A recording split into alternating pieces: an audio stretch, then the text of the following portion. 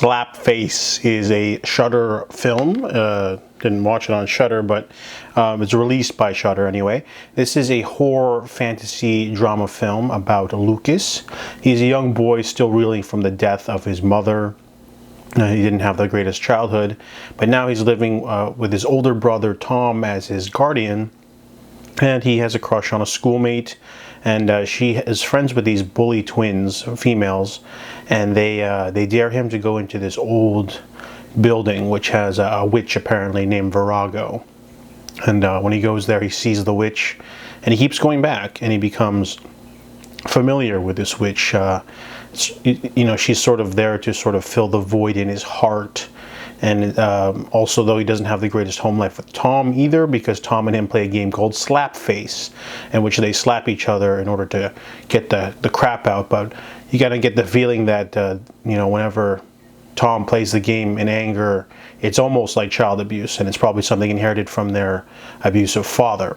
So this movie isn't really scary, but it has a really decent story and acting. I really like the atmosphere and the vibe of the story, basically about the two brothers trying to, you know, live, and the young boy acting out and things like that.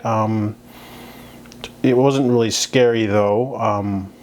It did have like Mama vibes in the Babadook, and sort of wasn't quite a metaphor. There was an actual witch there, but overall the movie does, you know, get a little bit more scary near the end, but then it ends abruptly, and you know, it had a really interesting idea, and I liked the execution, even though it wasn't always 100% there. It was still a really intriguing story.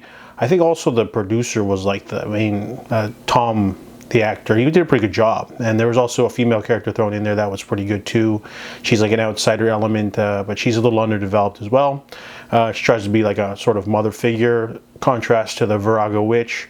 So, you know, this movie mostly is about bullying, and it does spread it on a little thick, but overall still an interesting film to check out if you're in the mood for something a little bit more folksy. You know, depends on your mood if you want something a little bit more of a metaphor for horror. So I give Slapface a 6 out of 10.